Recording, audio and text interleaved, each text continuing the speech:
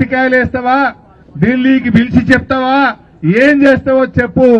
నువ్వు డిక్లేర్ చేసిన SC ST declaration ను వెంటనే అమలు చేయాలని చెప్పి మల్లికార్జున్ ఖార్గే గారిని నేను డిమాండ్ చేస్తా ఉన్నా.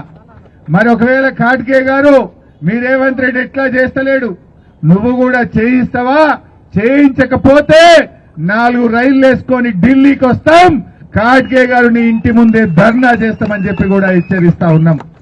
లంబాడీలంటే ఇడిచిపెట్టరు, మాట ఇస్తే నమ్మకంతో ఉంటారు, మోసం చేస్తే ఎంతకైనా తెగిస్తారు, జాగ్రత్త అని చెప్పి కూడా నేను హెచ్చరిస్తా ఉన్నా.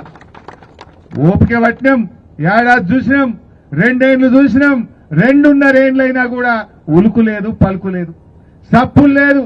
తులం బంగారం రాకపోయే, పిల్లలకు ఓవర్సీస్ స్కాలర్షిప్ వస్తలేదాయే, కార్పొరేషన్లకు ₹1 నిధి లేదాయే, బ్యాక్లాగ్ ఉద్యోగాలు ఇవ్వకపోతే అంతా మోసం చేసిండు. తులం బంగారం అయితే పత్తనే లేకుండా పోయింది. ఆడపిల్లలకు స్కూటీలు బంద్ అయిపోయినాయి. మరి అందుకే 2.5 ఏళ్లు చూసినాక ఇప్పుడు ఇక ఉద్యమానికి బయలుదేరింది మా లంబాడి హక్కుల పోరాట సమితి.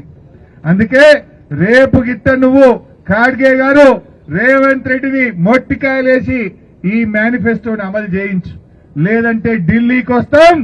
తెలంగాణలోనే కాదు, భారతదేశంలో ఈ కాంగ్రెస్ పార్టీ లంబాడీలను గిరిజనులను ఎట్లా మోసం చేసిందో ఢిల్లీలో నీ ఇంటి ముంగట్నే ధర్నా చేస్తాం, నీ ఇంటి ముందే పోరాటానికి దిగుతామని చెప్పి కూడా నేను ఖార్గే గారిని సందర్భంగా హెచ్చరిస్తా ఉన్నా.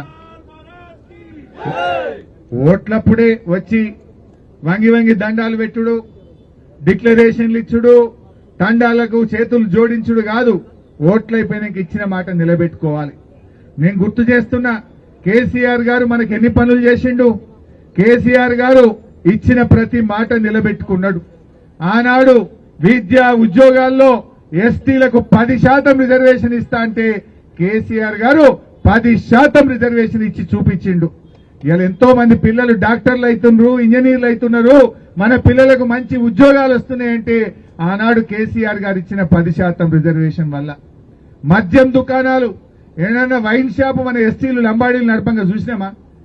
మీరు అడగకపోయినా మద్యం దుకాణాల్లో కూడా మా వాళ్ళు ఉండాలి, ₹4 సంపాదించుకోవాలని ఎస్టీలకు 5% రిజర్వేషన్ ఇచ్చింది కూడా మన కేసీఆర్ గారని గుర్తు చేస్తా ఉన్నా. పోడు భూములకు మా సత్యవతి రాథోడొక్క ఆధ్వర్యంలో పోడు భూములకు 4,06,000 ఎకరాలకు పట్టాలు ఇచ్చింది నాటి బీఆర్ఎస్ ప్రభుత్వం.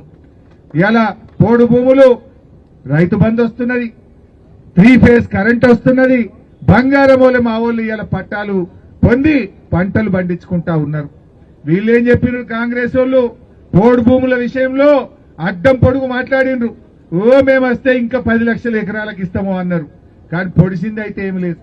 అడ్డం పొడుగు మాట్లాడుడే తప్ప ఈ కాంగ్రెస్ వాడు పోడు భూముల విషయంలో పొడిసింది లేదు, చేసింది లేదు, చేసేది లేదు.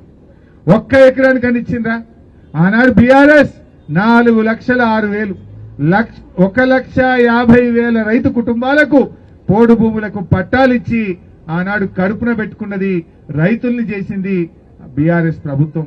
కాంగ్రెస్ వచ్చినాక గిరిజనుల మీద అటవీ అధికారుల దాడులు పెరిగినాయి, గిరిజనులను జైళ్లలో పెడుతున్నారు, గిరిజనులను ఇలా ఇబ్బందులకు గురి చేస్తున్నటువంటి పరిస్థితి ఉన్నది.